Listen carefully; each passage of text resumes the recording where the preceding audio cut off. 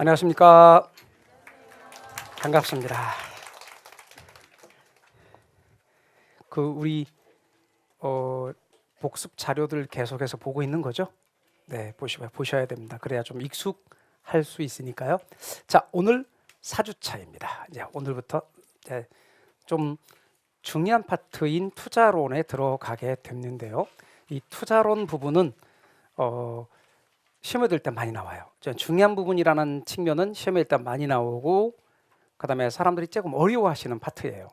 그래서 기초 개념을 잘 잡으셔야 돼요. 오늘 하는 이야기들 주의 깊게 들어주시기 바랍니다. 제일 첫 번째, 부동산 투자 이론에서 시작할 건데, 책 제목이 부동산 투자 이론인데, 그 중에서 핵심이 부동산 투자와 투기의 구분, 지렛대 효과, 그 다음에 부동산 투자의 위험과 수익, 포트폴리오 이론, 화폐의 시간가치 계산, 현금 흐름의 측정, 어림셈법, 비율 분석법. 이게 오늘 다뤄야 될 주제입니다. 가볼까요? 투자론의 출제 비중은 34회 기준 8문제가 출제되었습니다. 많이 나와요. 비중 높은 편이에요. 그리고 내용도 중요해요. 다른 파트하고 연결도 되고, 금융하고도 연결되고, 감정평가론하고도 연결되고 그렇습니다. 자, 이제 시작할게요. 부동산 투자와 지렛대 효과, 첫 번째 테마입니다. 부동산 투자와 지렛대 효과에 대해서 살펴보도록 하겠습니다. 먼저 투자와 투기를 구분하면서 투자는 다음과 같은 세 단계를 거칩니다. 제일 첫 번째요. 저거를 집 그리지 마시고, 앞으로 투자론에서 저렇게 제가 집 모양의 그림을 그린 다음에 저게 뭐죠? 라고 물으면, 투자의 대상이 되는 부동산, 투자의 대상이 되어지는 부동산을 뭐라고 하냐면 투자성 부동산, 혹은 수익성 부동산, 혹은 일상에서는 수익형 부동산입니다. 그럼 어떤 건데요? 임대용이나, 그럼 임대용이 뭔데요? 임대 목적으로 건물을 매입하거나 지은 거예요. 그러니까 임대용 건물이나, 혹은 임대용 부동산 말고 기업용 부동산이란 상업용이나 공업용으로 사용되어지는 부동산. 그러니까 상가 건물이나 공장 건물은 기업용 부동산인 거죠. 그리고 저렇게 투자성 부동산 내지는 수익성 부동산의 개념에 들어가는 겁니다. 그래서 앞으로 여러분은 제가 이게 뭐죠? 라고 물으면 뭐라고요? 투자성 부동산 또는 수익성 부동산, 일상에서는 수익형 부동산, 이렇게 말한다는 겁니다. 근데 저거를 제일 먼저 사는 거예요. 샀죠? 그리고 뭐예요? 굴리는 거예요. 그리고 뭐예요? 파는 거죠.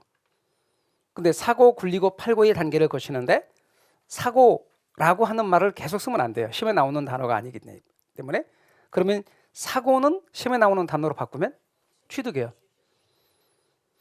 그리고 굴리고는, 그렇죠, 운영이나 운용이에요.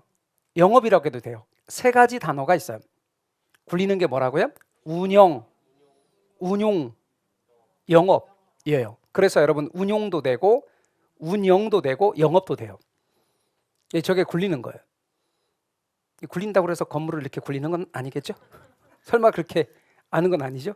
그래서 굴리는 거예요. 그건 임대를 해서 임대 수익을 얻거나 그렇게 하는 거죠. 그리고 뭐예요? 파는 거죠. 파는 걸 뭐라 그래? 그렇죠, 처분이라고 그러죠. 그러면 여기서부터 여기까지를 뭐라고 하는지 아십니까? 내꺼인 기간이라 그래요. 여기서부터 여기까지를 내꺼인 기간. 그런데 예를 들면 건물의 수명이 50년이라고 가정해봐요. 내꺼인 기간은 10년이라고 가정해봐요. 그럼 내꺼 이전, 취득 이전에 20년이 이미 지나왔고, 그리고 나는 10년을 보유하고, 그 다음 처분한 뒤에 또 수명이 몇 년 남았어요? 20년이 남았지. 그러면 앞에 있는 20년은 내 거예요, 아니에요? 아니고, 뒤에 있는 20년도 내 거? 아니고, 그럼 내 거인 기간은 10년이죠. 그런데 저거는 지금 샀고가 아니에요. 투자론을 이야기할 때 내가 지금 샀다가 아니고 산다면이에요. 언제나. 그러니까 투자라는 개념의 경우는 내가 지금 산다면 하고 미리 분석을 해보는 거예요. 그러니까 언제나 예상치예요. 그래서 보유기간은 보유기간인데 그냥 보유기간이 아니라 예상 보유기간이에요. 그래서 여러분 잊지 마세요. 예상 보유기간이다. 그리고 말씀드린 것처럼 취득, 운용 혹은 운영, 처분의 3단계를 거친다. 근데요, 제가 예를 드는 거는 이 예는 항상 똑같이 들 거예요. 그래야 머릿속에 각인되니까요. 그래서 저게 1억 원이라 할 거예요. 얼마라고요? 1억 원에 샀다. 그러면 제 말은 부동산의 가치가 얼마라는 얘기예요? 1억 원이라는 얘기예요. 저 물건의 가치가 1억 원이라는 얘기예요. 근데 부동산 가치라고 안 하고 부동산 가격이라고 해도 상관없어요. 제가 가치하고 가격을 구분하세요 할 때만 구분하세요. 그렇지 않으면 가치라고 부르나 가격이라 부르나 그냥 똑같이 1억이다 라고 알고 계십시오. 그러면 여러분 여기에 투자하려면 얼마 있어야 돼요? 1억 있어야 돼요. 그래서 투자 비용 또는 투자액이 얼마 있어야 되냐면 1억이 있어야 돼요. 근데 그 투자하는 돈 1억 원은 전액 내 돈으로 해도 되고 내 돈 4천만 원 빌린 돈 6천만 원으로 해도 상관없어요. 그러니까 그걸 뭐라고 하냐면 총 투자액 이렇게 할 거라고요. 그래서 여러분 앞으로 투자론에서 자, 저거 막 적기보다는 머릿속에 한번 입력을 하세요. 비록 여기를 거쳐서 흘러가더라도 남아있지 않더라도 입력을 해보시라고요. 그게 되게 중요해요. 생각을 해보는 거. 그걸 안 하면 생각을 안 하고 막 무조건 적고 막 일방적으로 받아들이려고 하잖아요. 그러면 살짝 바꾸는 단어를 구분 못해요. 그래서 제가 누차 말하지만 핵심은 국어예요. 잘 보세요, 여러분. 투자론에서는 부동산 가치하고 총투자액이 같아요. 그래서 시험 문제가 이렇게 나왔어요. 박스가 주어지고 부동산 가치 1억 원 이렇게 나왔어요. 그런데 제가 그걸 보고 자 그럼 총투자액 1억 원이잖아요. 이렇게 말하면 부동산 가치가 1억 원이니까 총투자액 1억 원이네. 이렇게 알아들으셔야 돼. 그런데 뭐라고 나중에 질문을 하시느냐면 어디에 총투자액이 1억 원이라고 나와 있나요? 이렇게 물어보신다고. 또 반대로 총투자액 1억 원 하고 박스로 주어져요. 그럼 여러분이 자 부동산 가치가 1억 원이잖아요. 제가 이렇게 말하면 총투자액 1억 원이란 말은 부동산 가치가 1억 원이란 얘기지 하고 여러분이 자연스럽게 받아들이셔야지 박스 안에 부동산 가치란 말이 없는데 어떻게 1억 원인지 아나요? 이렇게 그냥 작구대로 글자 그대로 부동산 가치라는 단어가 안 나왔기 때문에 난 몰라 하는 식으로 공부를 하시면 이게 이제 발전이 없어요. 실력이 쌓이질 않아요. 그거는 생각하지 않고 무조건 적으셔서 그래요. 그래서 그거는 공부가 아니에요. 그래서 여러분 제가 기초를 잘 이렇게 설명을 드릴 때 잘 봐주세요. 그래서 부동산 가치와 총투자액은 같다. 근데 제가 아까 이렇게 예를 들었어요. 제가 얼마라고요? 1억. 근데 내 돈이 얼마라고 하고 제가 살짝 지나갔죠? 4천만 원. 빌린 돈 얼마? 6천만 원이에요. 이제 내 돈 4천만 원을 뭐라고 부르는고 하니 내 돈이에요. 내 돈. 그거를 시험에 나오는 단어로 말해야 돼요. 내 돈, 빌린 돈 이렇게 하진 않겠지. 그럼 내 돈 4천만 원을 지분 투자액 이렇게 말해요. 뭐라고 한다고요? 그래요. 그러니까 이런 이야기를 한번 해보는 게 되게 중요해요. 근데 제가 지금 지분 투자액 이렇게 말하고 여러분이 귀로 들었잖아요. 그거보다 더 중요한 게 여러분이 말하고 여러분의 말을 귀로 듣는 게 더 중요해요. 그래서 같이 할까요? 시작. 저 프로 말하면 뭐라고요? 내 돈이에요. 내 돈이요? 4천만 원 말하는 거예요? 그럼 빌린 돈 6천만 원도 있을 거 아니에요? 그걸 뭐라고 하느냐 이거예요. 빌린 돈 6천만 원을 저당 투자액 그렇게 말해요. 이게 내 돈이 자기 자본. 그런데 저당 투자액 이렇게 말해요. 같이 해보시죠. 시작. 저당 투자액 이렇게 말해요. 저게 뭐냐면 빌린 돈, 남의 돈, 말하자면 타인 자본을 가리키는 말이다. 그러면 시험에 자기 자본, 타인 자본도 덜어 나오기도 하지만 그 말보다 훨씬 더 많이 나오는 말이 지분 투자액, 저당 투자액 나오기 때문에 저게 공부가 안 된 분들, 그러니까 축적이 안 된 분들의 특징이 뭐냐면 말이 너무 어려워서 글자가 안 읽혀요. 그런다고. 이런 게 잡히면 글자가 읽혀요. 나중에 책을 읽을 때. 그래서 제가 아직은 책 읽지 마시고 저런 단어를 연습하시고 무슨 뜻인지 아시기 바랍니다. 이렇게 말씀드리는 거예요. 저 이게 투자할 때 나가는 돈이에요? 들어온 돈이에요? 나가는 돈이지. 나가는 돈을 이렇게 말해요. 현금 나가니까 유출. 뭐라고 한다고요? 현금 유출 그렇게 해요. 나가는 돈 그런 뜻이에요. 근데 현금 지출이라고 해도 돼요.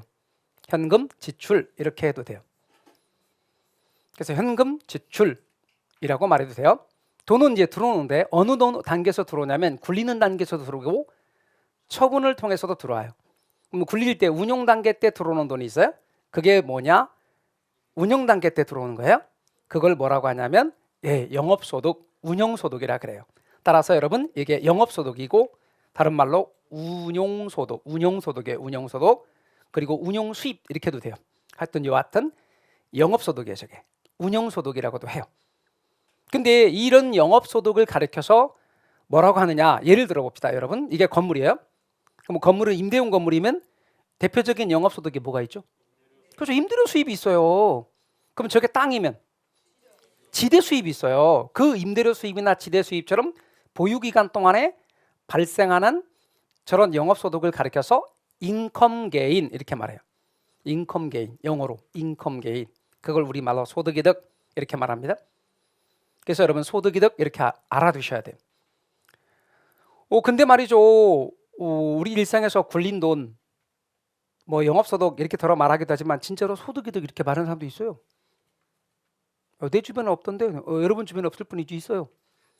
진짜로 소득이득 이렇게 말하는 사람이 있다니까. 또 어떤 분은 이렇게 말하기도 해요. 인컴 게인 이렇게 말하는 사람도 있어요. 진짜로. 그래서 여러분 아셨죠? 여러분도 나중에 소득이득 혹은 인컴 게인 그러세요? 그래서 여러분 임대료 수입이나 지대 수입은 뭐라고요? 아니 그 인컴 게인 말고 이 말로 소득이득 소득이득입니다. 그래서 앞으로 임대료 수입이나 지대 수입이 대표적인 뭐가 된다? 소득이득이다. 그럼 부동산 처분할 때 발생하는 소득은 처분소득이겠지. 그렇죠? 그죠? 처분소득의 대표적인 예를 들면 1억 원에 샀다. 1억 5천에 팔았다. 자, 부동산을 1억 원에 샀다. 그리고 1억 5천에 팔았다. 5천만 원 차익이 나왔다. 그렇죠? 그다음에 땅을 1억에 샀다. 1억 5천에 팔았다. 5천만 원의 차익이 발생했다. 그렇죠? 그다음 자, 두 개만 하지 말고 확장해 볼게요. 골동품을 샀다. 1억짜리 샀다. 그리고 1억 5천에 팔았다. 5천만 원 차익 남았다. 여러분 이런 차익, 매매 차익, 시세 차익 이런 걸 다 싸잡아서 뭐라고 하냐면 자본이득이라 그럽니다. 캐피탈 게인, 자본이득이라고 말합니다. 소득이득, 자본이득 좀 이따 앞으로 다시 한번 설명드리겠습니다. 그 다음 또 하나 여러분 기본 원리가 소득 있는 곳에 세금 있다. 맞아 틀려? 맞죠? 물론 네가 말하는 소득이라는 게 너무나 가볍고 하찮아서 그냥 세금 안 내도 돼 하는 것도 있긴 해요. 그러나 대부분의 경우는 소득 있는 곳에 세금이 있다가 기본 원리야. 그러니까 여기에 내는 세금 이런 세금이에요. 영업소득세. 그러면 여기에 내는 세금을 이제 말하고 싶은데 여러분은 양으로 시작하는 어떤 세금을 말하려고 할 준비가 있거든요. 근데 그렇지 않다는 거예요. 제 말은. 왜냐하면 골동품의 시세 차익이나 그림의 시세 차익이나 그런 것까지 다 싸잡은 개념. 예를 들어 부동산의 시세 차익은 양으로 시작하는 어떤 세금, 양으로 시작하는 세금이 뭐지? 그렇게 말하겠지만 그런데 그림이나 골동품이나 모든 것까지 포함하는 시세 차익까지 다 포함하는 단어로 적합하지 않거든요. 그럼 그것까지 다 포함하는 세금을 가리켜서 일반적으로 뭐라고 하느냐? 자본이득세 이렇게 말해요. 뭐라고 한다고요? 그럼 질문합시다. 양도소득세는 자본이득세에 해당된다. 맞아 틀려? 맞지. 그래서 학술적으로는 자본이득세 그리고 우리는 주로 부동산을 타깃으로 하고 공부를 하기 때문에 여러분이 배우시는 부동산 세법에서는 그 대표적인 세목이 양도소득세. 말뜻 이해가 되셨나요? 다시 돌아와서 그래서 여러분 영업소득세가 있고 자본이득세가 있다. 근데 말이죠. 이 소득이득과 자본이득이 발생하는데 이게 들어오는 돈이죠. 그럼 들어오는 돈은 여기하고 대응해서 뭐라고 말하면 돼요? 현금, 유입 이렇게 말하면 돼요.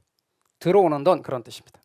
그런데 저쪽이 지출이었으니까 다른 말로 말하면 그렇죠. 얘는 현금, 수입 이렇게 말하지. 그럼 영어로는 뭐라고 하는지 아세요? 돈이 들어오고 나가는 걸 캐시 플로우라고 그래요. 이 캐시 플로우를 우리말로 표현할 때 현금 흐름 이렇게 표현해요. 근데 그전에는 뭐라고 주로 말했냐면 현금이 들어오는 게 수, 나가는 게 지니까 현금 수지라고 했어요. 일본에서도 현금 수지란 말을 써요. 현금 수지 옛날에는 그렇게 많이 말했는데 요즘에 우리나라에서는 현금 수지란 말보다 현금 흐름이란 말을 좀 더 많이 써요.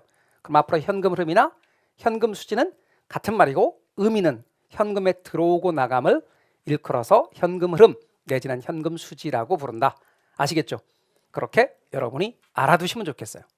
이쪽이 크면 여기하고 비교했을 때 이쪽이 크면 투자할까 안 할까?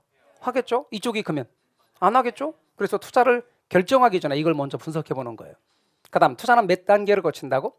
3단계. 어떤 3단계?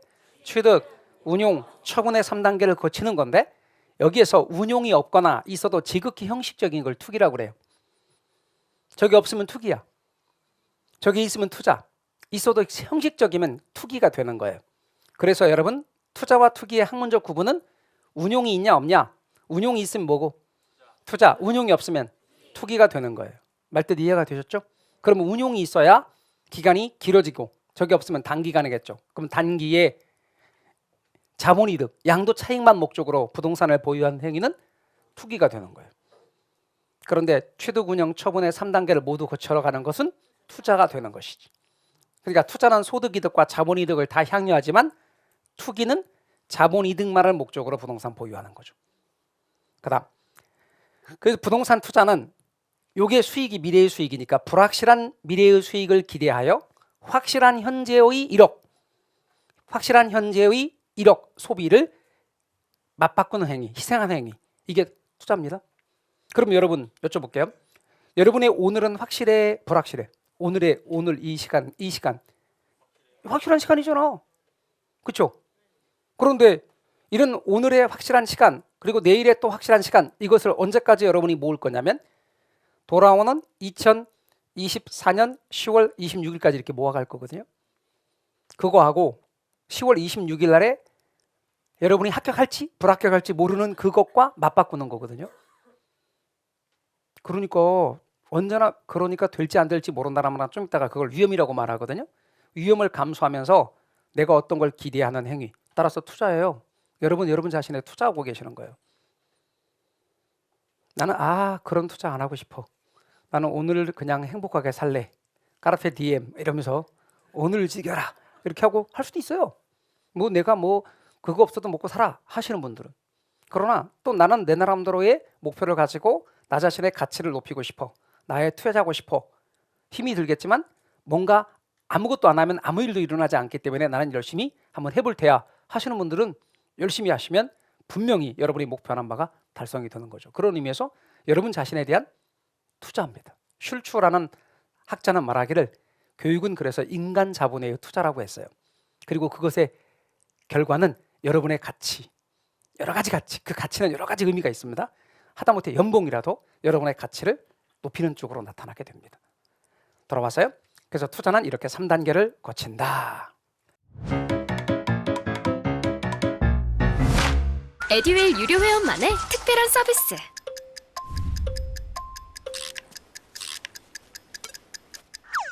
하치하차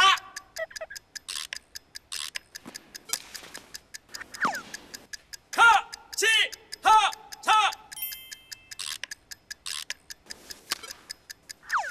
정답! 같이 하자 친구야. 에듀윌 유료 회원.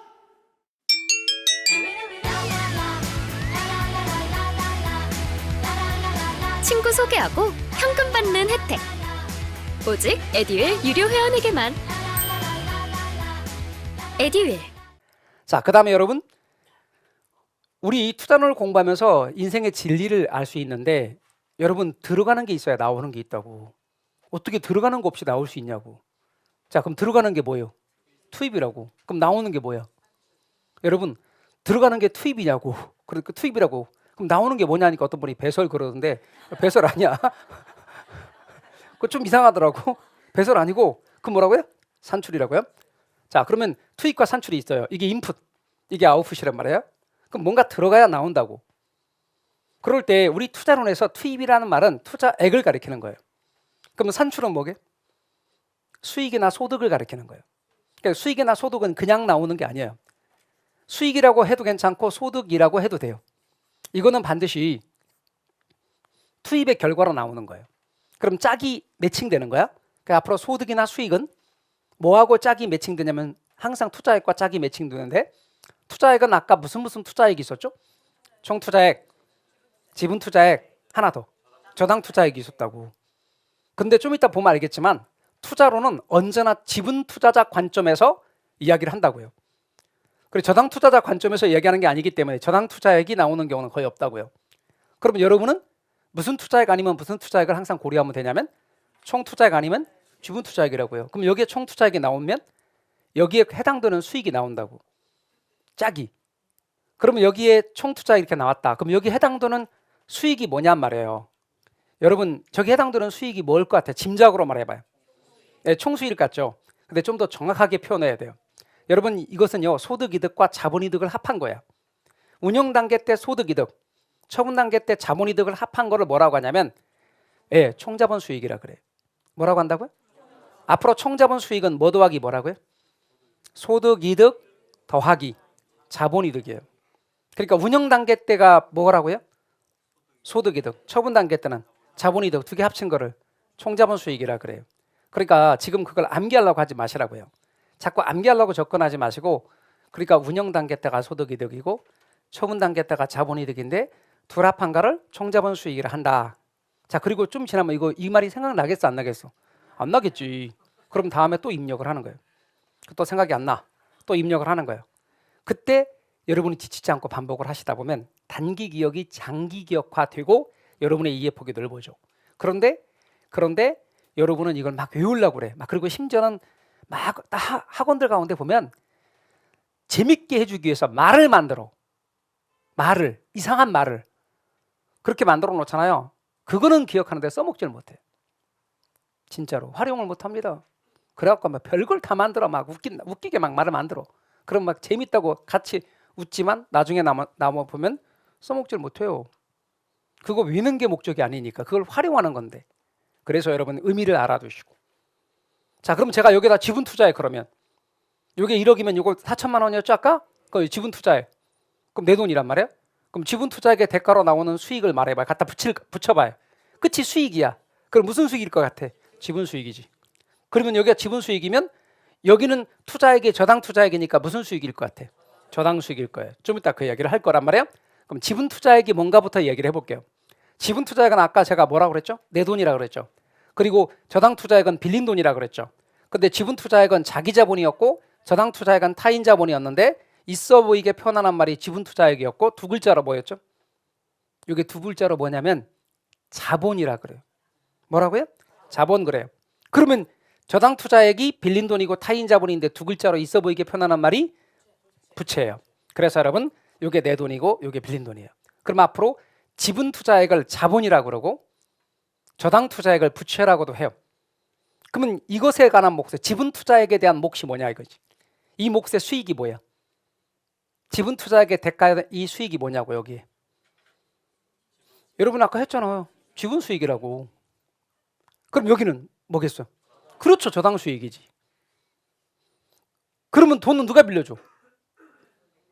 네, 금융기관이 빌려주는 거예요. 친구가요. 그러면 안 돼 하셨죠? 투자론에서 돈은 누가 빌려주죠? 이렇게 말하면 금융기관이 빌려준다고. 그러니까 이거 누가 가져가? 금융기관이 가져간다고. 저 금융기관 그래 볼래요? 자꾸 은행 그러지 말고. 은행만 이용해? 금융기관 그래 보세요. 아셨죠? 네, 금융기관이 가져간다고. 이건 누가 가져가게? 그럼 내가 가져가지. 내가 누구죠? 그 본인이 뭐냐면 지분 투자자 이렇게 말할 거라고 좀 이따가. 그래서 여러분 지분 수익하고 이 저당 수익이 있는데 지분 수익은 자기 자본 몫의 수익이에요. 지분 투자자가 가져가는 몫이고 요거는 금융기관 저당 투자자가 가져가는 몫이에요. 말뜻 이해가 되셨어요? 그래서 이런 단어를 이제 시험에 나오는 단어로 우리가 세팅을 해야 되는 거야. 그런데 그런 단어부터 세팅을 안 해놓은 상태로 가시잖아요. 그리고 계속 저도 그렇고 쉬운 말을 쓰는 거야. 여러분이 다 아는 거 내 돈하고 빌린 돈하고 막 이렇게. 그럼 강의는 되게 쉽게 들려. 그리고 지났어. 그러면 하나도 여러분이 달라지는 게 없어. 그리고 다음에 저런 단어가 나왔을 때는 문장이 어렵죠. 근데 여러분 힘이 들어도 자 이제 시험에 나오는 단어로 우리의 생각이나 보는 시야를 다시 세팅을 하셔야 돼요.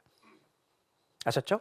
그런데 그런 단어를 재밌게 외우기 위해서 막 다른 암기를 위한 암기법, 그러니까 그 자체만 여러분 강조를 해버리면 그 다음에는 나중에 활용을 못하는 일이 발생합니다.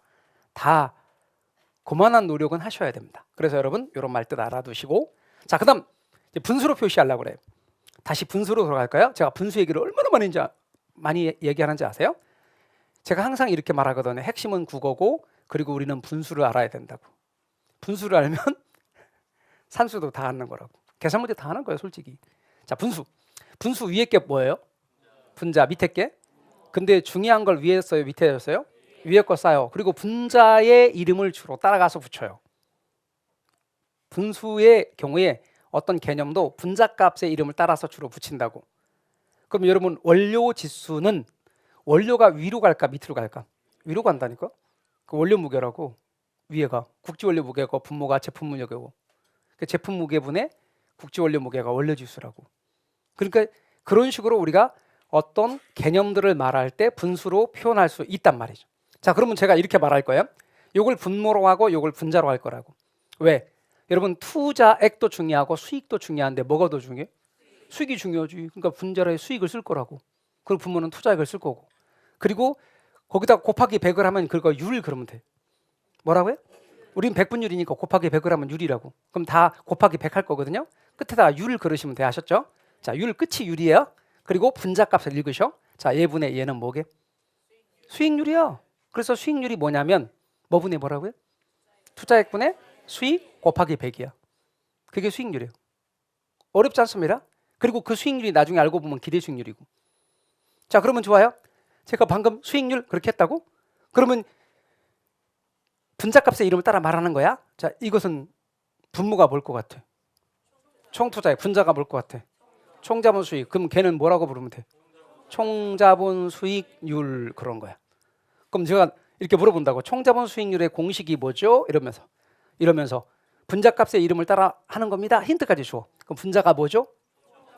그러는 거예요. 근데 뭐라는 건 줄 아세요? 모르겠어요.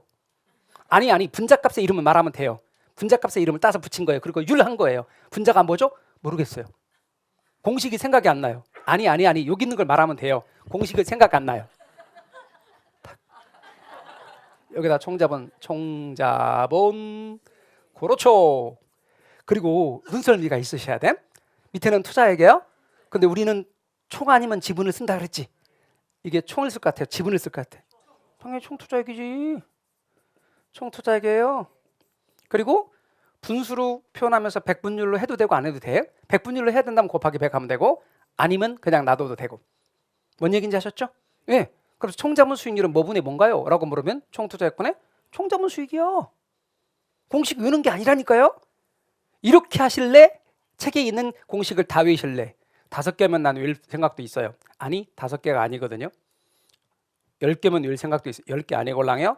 20개면 해볼 수도 있어요. 20개 아니걸랑요. 훨씬 더 많걸랑요. 그러니까 그걸 어떻게 외냐고. 그러니까 뭐라 그래? 개론에 많은 공식 때문에 어려워요라고 한다고.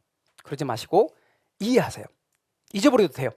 자, 여러분 잘하셨고 그럼 다음번에 분모 이렇게 한다면 분모의 뭐야? 지분 투자의 분자는 지분 수익. 그리고 걔는 뭐라고 부를까요? 지분 수익률이지. 그럼 지분 수익률의 공식을 말해 보세요. 그러면 뭐분의 뭐? 지분 투자액분의 지분 수익 곱하기 100입니다. 그러면 얘 분수로 말해 보세요. 저당 투자액 분의 저당 수익. 그리고 걔는 뭐라고 부를 거야? 저당 수익률입니다. 그럼 분모는 저당 투자액 분자는 저당 수익이 되겠지. 곱하기 100이겠죠. 그리고 이건 누가 가져가는 거야? 금융기관이 가져가는 거라 그랬어요. 그렇게 여러분 언어로 단어를 세팅한다는 게 쉬운 게 아니에요. 그래서 항상 자꾸 연습을 하시는 거야. 아이들처럼 아이들이 말 배우듯이 그렇게 하시는 겁니다. 그래서 여러분 이렇게 유식한 용어를 금방 배웠잖아요. 그리고 금방 잘하시잖아요. 그리고 공식도 기가 막히게 탁탁 말씀하시잖아요. 그러는 겁니다. 됐나요? 외우신 게 아닙니다. 자, 그다음 부동산 투자의 종류는요. 실물에 투자하는 거냐 아니면 금융유가증권에 투자하냐에 따라서 실물 투자와 재무 투자로 구분합니다. 보시다시피 암기하지 마세요. 누가 봐도 실물입니다. 그렇죠? 여기다 투자하면 실물 투자합니다.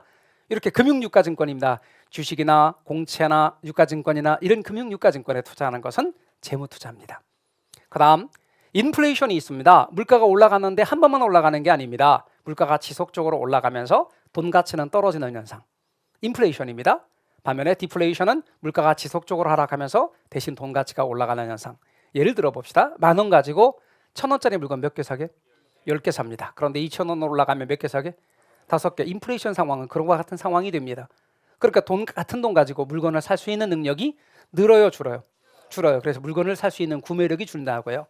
인플레이션계는. 그럼 사람들은 물건 가지려고 할까요? 돈 가지려고 할까요? 물건 가지려고 합니다. 그러니까 돈보다 물건을 갖는 게 낫습니다. 그 대표적인 게 부동산입니다. 그래서 여러분 인플레이션계는 실물 투자가 유리하게 되는 것이죠. 디플레이션계는 재무 투자의 기회도 많아지고 또 재무 투자가 유리한 면도 많습니다. 그것까지만 알아두시죠. 그다음 넘어갈까요? 부동산 투자자와 지분 투자자와 저당 투자자가 있는데 짐작할 겁니다. 여러분 아까 갑돌이처럼 자기 돈 4,000만 원 빌린 돈 6,000만 원 이렇게 해서 투자한 갑돌이는 이 둘 중에 누굴 것 같아요? 지분 투자자, 보통 일반 투자자입니다. 그러면 그 갑돌이에게 6천만 원 빌려준 금융기관은 뭐다? 저당 투자자입니다. 그래서 여러분은 이 금융기관 대출기관을 가리켜서 저당 투자자. 그런데 투자 이론은 얘 입장에서 말하지 않습니다. 부동산 투자 이론은 얘 입장에서 전개하는 겁니다. 그러니까 얘가 등장하는 경우는 돈 빌려줬다 하는 것만 살짝 등장할 뿐 그렇게 주된 주인공으로 등장하지 않습니다. 언제나 지분 투자자 관점에서 이야기하는 것이고 따라서 투자액도 지분 투자액 아니면 총 투자액이 대부분 나옵니다.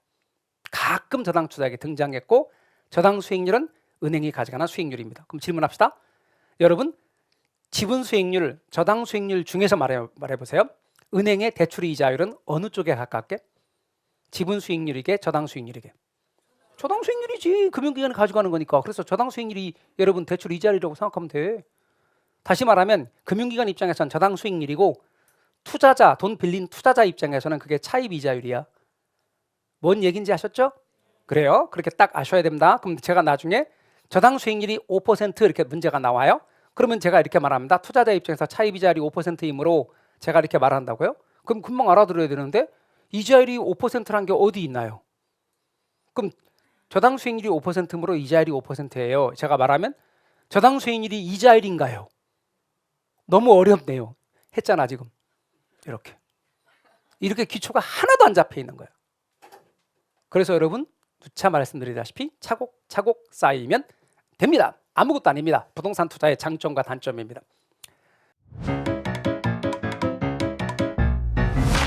에듀윌 유료 회원만의 명품 자료 서비스.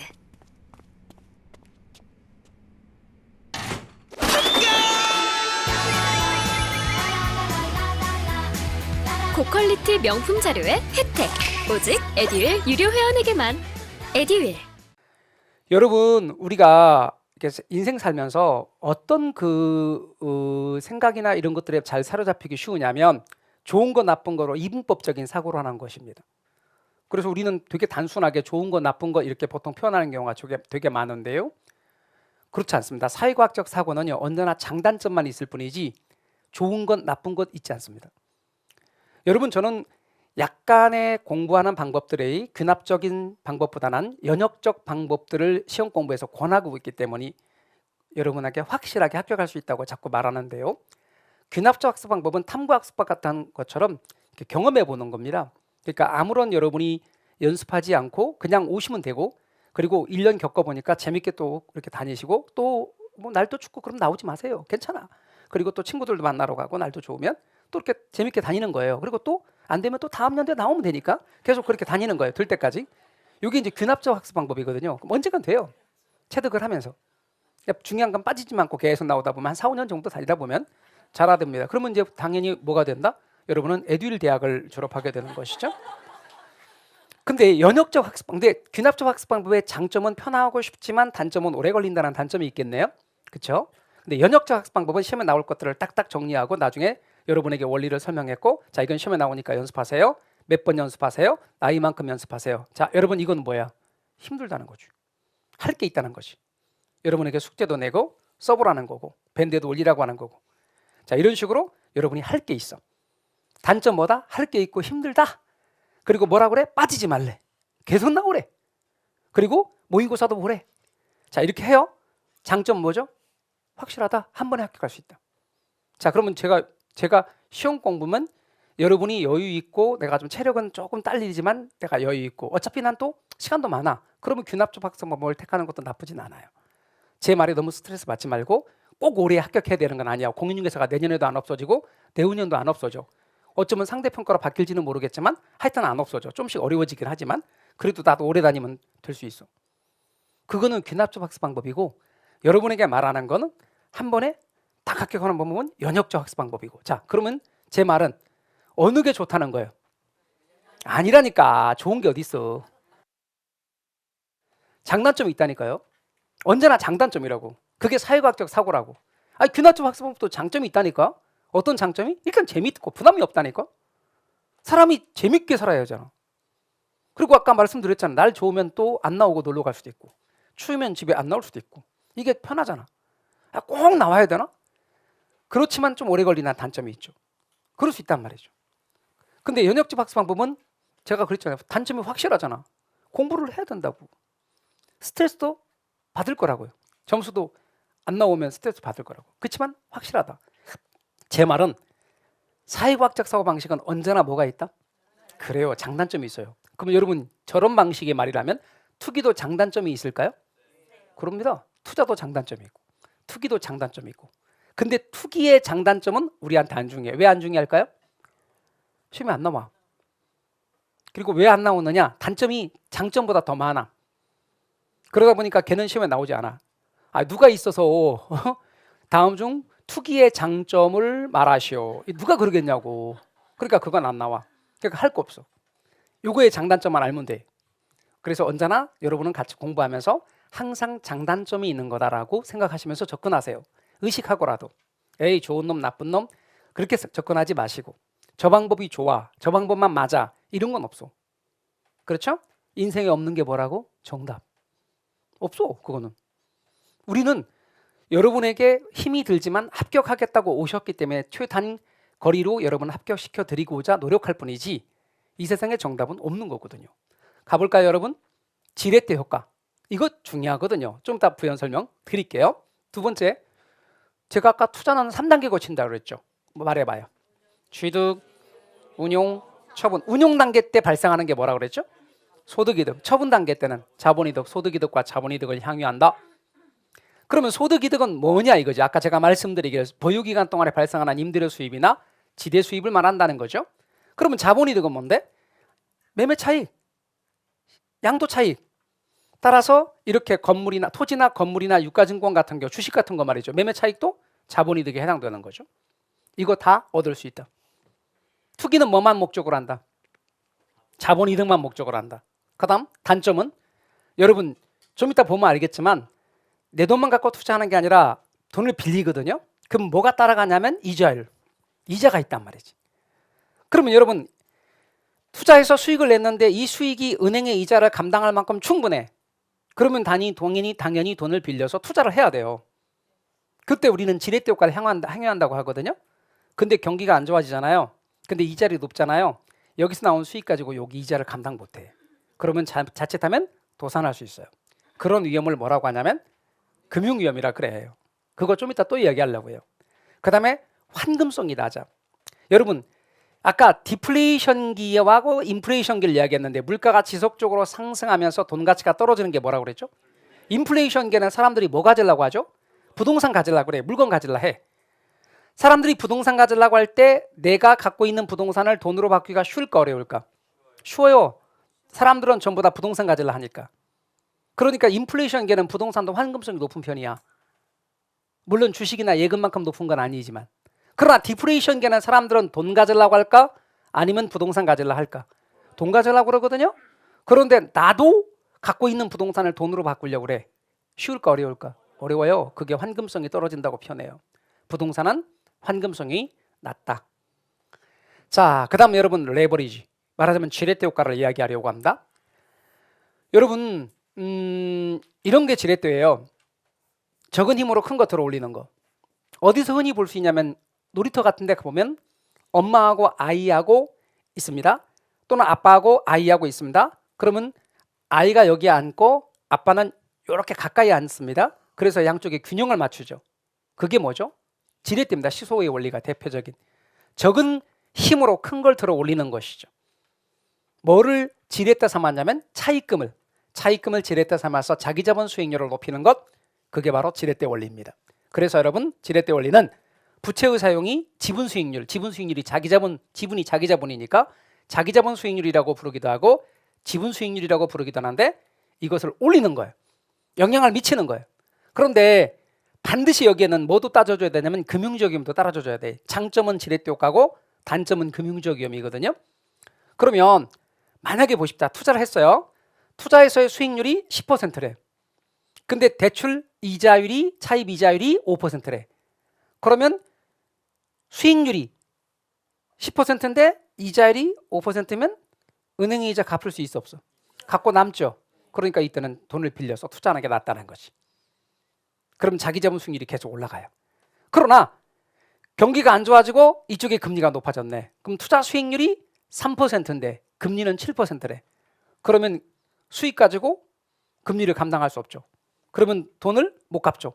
돈을 못 갚게 되면 어떻게 돼요? 도산할 수 있죠. 그걸 뭐라고 하죠? 금융적 위험이죠. 자, 그러면 차입금을 사용해서 지분 수익률을 높이는 것, 그게 지렛대 효과. 그런데 그러면 좋은데 차입금을 사용했는데 수익이 별로 안 나서 투자 수익률이 금리보다 낮게 되면 돈을 빌린 걸 감당하지 못한다. 금융비용을 감당하지 못한다. 그래서 파산할 수 있다. 그게 무슨 위험?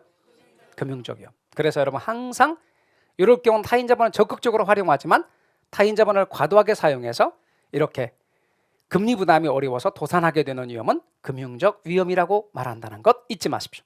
두 가지 나란히 같이 했어요. 장점과 단점. 그 다음 재산 3분법에 대해서 이야기해 봅시다. 자산 3분법이라고도 하고 재산 3분법이라고도 하는데요. 이거는 뭐냐면 투자 재산을 셋으로 나누는 거예요. 예금, 주식, 부동산으로 3분하는 거예요. 이때 여러분 오해하지 말아야 할 게 있어요. 저 3분이라는 말의 뜻입니다. 저거 전자레인지에 돌리는 시간이 아니라는 거예요. 3등분이나 각각 3분의 1씩을 의미하는 게 아니에요. 예를 들어서 예금, 주식, 부동산이 이렇게 있는데 어떤 사람이 3천만 원이 있거든요. 여기 1천만 원, 여기 1천만 원, 여기 1천만 원 3등분이어야 아니에요? 맞죠? 3분이어야 아니에요? 맞죠? 맞죠? 3등분도 맞고 3분도 맞죠. 3천만 원 있어요.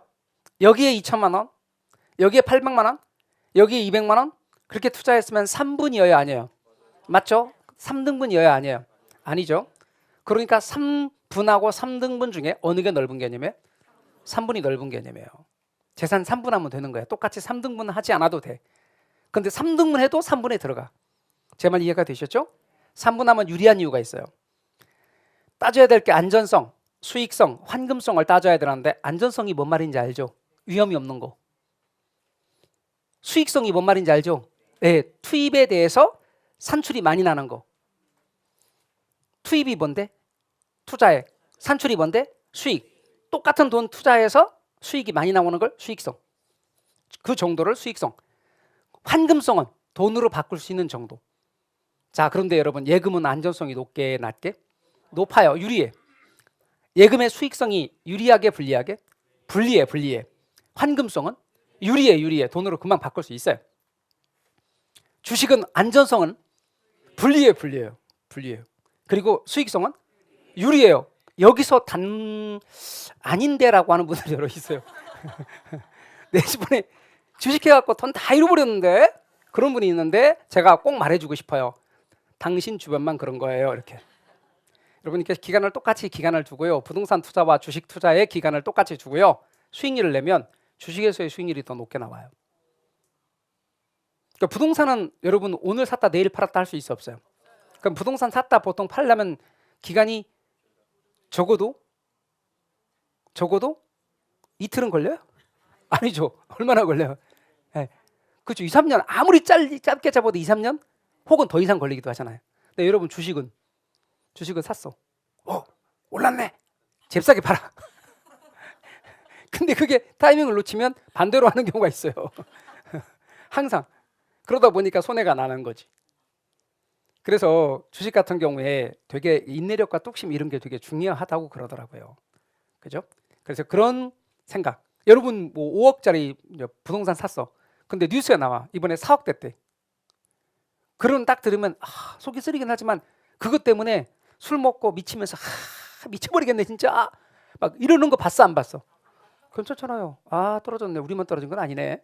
근데 집값이 떨어졌네. 오르겠지 뭐 이렇게 하고 말잖아. 근데 주식은 1억 떨어졌어. 미친놈처럼 막. 그래서 그렇지 부동산만큼 주식을 놔두면 놓고 보면 수익률이 더 높대요. 그런 의미에서 수익성 면에서 유리하대요. 근데 이제 그렇게 안 되는 분이 있잖아요. 막 누구 말이 막 내가 봐도 귀가 상당히 얇아. 그러신 분들은 하면 안 돼. 그리고 제가 볼 때 대부분 강의실에 앉아 계신 분은 하면 안 돼. 얼마나 귀가 얇으신지. 여러분 나중에 지금은 괜찮지만 지금은 선생님들 말을 많이 잘 들으시고 따라가시지만 나중에 누구 말을 제일 잘 많이 듣는다? 옆 사람 말을 제일 많이 들어요. 여러분 세상에서 가장 위험한 것 중에 하나가 가보지 않은 경험해보지 않은 사람들의 말을 듣는 겁니다. 그런데 우리는 경험해보지 않는 사람의 말을 들어요. 벌써부터 여러분 상담해주는 분이 있더라고. 야, 옆 사람을 막 상담해주고 조언해주고. 어제 학원 갔더니 차마 말을 못했어요. 제발 좀 그러지 말라고. 아, 진짜 아셨죠? 수익성. 그 다음에 여러분 환금성도 유리합니다. 맞죠? 자, 동의하시죠? 부동산 안전성 유리하죠. 수익성 유리하죠. 근데 환금성이 불리하죠. 근데 왜 3분함은 유리하냐? 여러분 이것의 불리함을 얘네들의 유리함으로 메꿀 수가 있습니다. 이렇게 메꾸는 걸 뭐라고 한다? 포트폴리오라고 합니다. 여러분 얘 불리함을 얘네들의 유리함으로 메꿀 수 있습니다. 얘 불리함을 얘네들의 유리함으로 메꿀 수 있습니다. 불리함을 유리함으로 메꾸는 전략이 가능합니다. 그러니까 여러분 제가 이렇게 말하면 어떨까요? 재산 산문법은 포트폴리오의 일종이다. OX. 옵니다. 그래서 여러분 재산 산문법은 포트폴리오 일종으로서 불리함을 유리함으로 메꾸기 때문에 유리한 것입니다. 이렇게 재산 산분하면 유리합니다. 근데 여러분 만약에 재산 산분하지 않고 재산을 사분하면 어떨까? 불리해질까? 안 그래요. 할 수 있으면 또 가능해요. 5분 할 수 있으면 가능한 거야. 전통적으로 이렇게 많이 해왔던 것뿐이지 얼마든지 재산을 나누어서 관리할 수 있으면 관리하는 것이 포트폴리오 측면에서 유리한 것입니다. 그래서 재산 산분법은 포트폴리오의 일종이다. 이렇게 여러분 알아두시면 됩니다. 됐나요? 그 다음 우리 이제 새로운 이야기 쉬었다가 계속해 나가겠습니다. 쉬었다 하시죠.